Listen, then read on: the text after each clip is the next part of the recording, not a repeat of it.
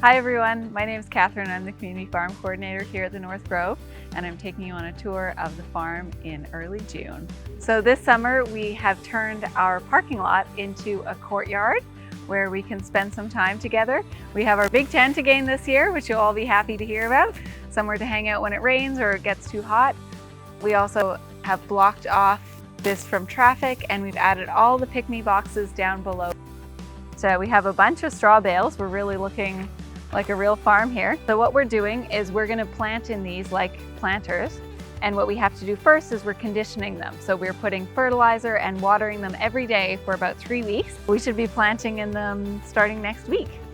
We moved all of these pick-me boxes during our farm season opener last Saturday, and then we did some planting in them. So there'll be some tomatoes. We've got the tomatoes planted with some marigolds. This is great companion planting because the marigolds help repel the pests that like to eat tomatoes. Also help attract beneficial insects which will pollinate the tomatoes. Then you'll be able to come by and grab some strawberries if you want a snack, some cucumbers. This is actually chamomile, like the tea. So we planted this last year and it spread and did really well, and now replanted it here. You can see all the community gardeners. These are individual community garden beds, all the ones with the turquoise tops, and you can see everybody is starting to do their planting. Over here we have some baby beets. So we're going to be thinning these today because they need that much space in between each plant. And then behind me we have our garlic, which is looking fantastic. And we'll be harvesting it in the end of August probably. You can see it's not quite a garlic yet. It still has a lot more to form.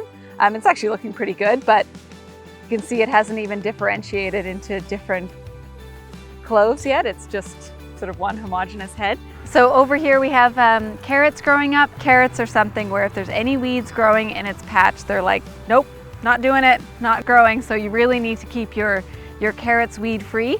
Whereas things like, you can see there's lots of weeds in the garlic, but they don't mind at all. We've got spinach over here. We've already harvested twice from the spinach, so we'll just keep doing that, taking out the big leaves.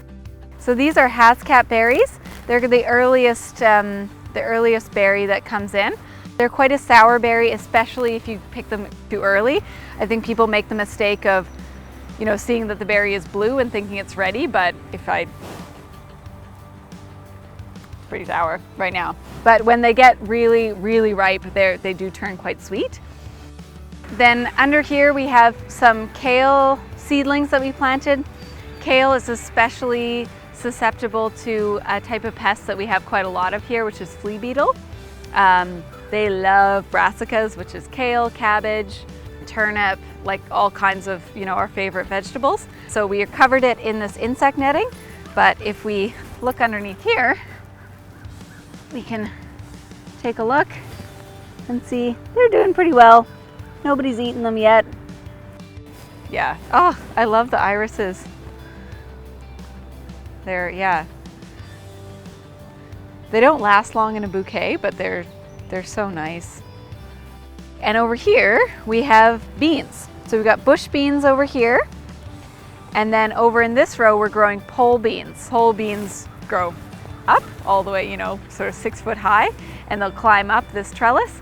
It'll just make harvesting a lot easier. I find harvesting beans so hard on my back, and beans are something where the more you pick, the more they produce, so you really want to keep on top of your harvesting. I love these alliums. More peas. So these peas we planted a week after the ones on the other side that you just saw. So we're trying to do some succession planting so that we have a continuous harvest. One of our first things that was ready is our radishes. You might have already seen them at the market. We picked out the biggest ones to let the small ones come in, and the small ones have really come in nicely. This is called Easter egg. So they have all these different colors.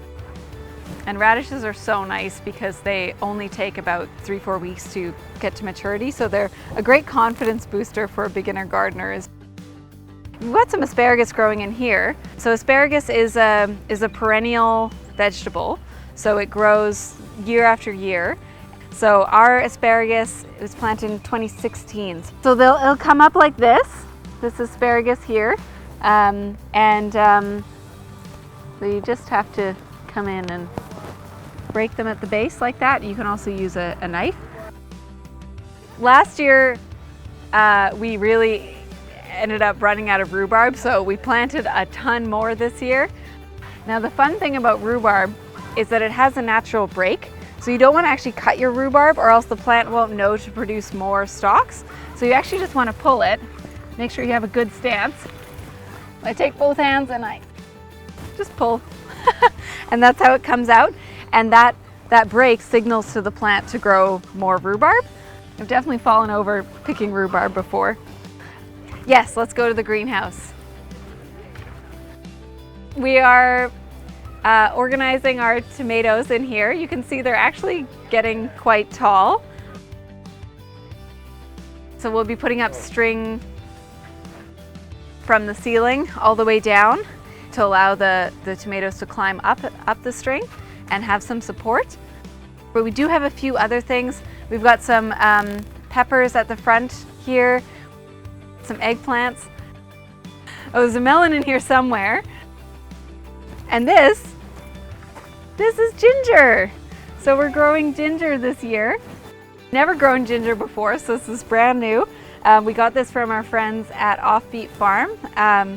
And it should spread and we should get a good harvest in a few months' time. Ginger is a tropical plant, so it really likes humidity. It likes actually shade and well-drained soil. So we are trying to give it that here. So who remembers butterflies from last year? So we got butterflies again. So Creature Corner over here is starting to really take shape. So there's a few that are still in caterpillar form and they'll go into cocoons, and then maybe we'll have to put up a second tier. In about a week's time, they'll start to hatch. So these are painted ladies again. So we'll hopefully be getting monarchs in the end of July, early August. Oh, the chickens are getting their makeover. So all 3 chickens are laying now. 2 of them will lay overnight, and then 1 of them always lays in the morning. Tony always lays in the morning, so this one's still warm. Should I go in there and pick up some chickens? They poop on me every single time I pick them up. Hey, sweetie. So they each have a colored band on their little bracelet there, and that corresponds with the color of their name badge. They love slugs, so if you ever find slugs, please feed them. And they like dandelions and clover, so you can stick that through their bars as well. Just be warned, they're used to people sticking treats in their cage, so they might lightly peck you if you stick your fingers through. They'll also, sometimes you'll see them, especially on hot days, all sitting in the dirt. They like to give themselves dust baths. That helps keep the mites off of them. Thank you all so much for coming on this tour of the farm. Please come by and visit us anytime. We'd love to say hi, and especially visit these chickens. They love company.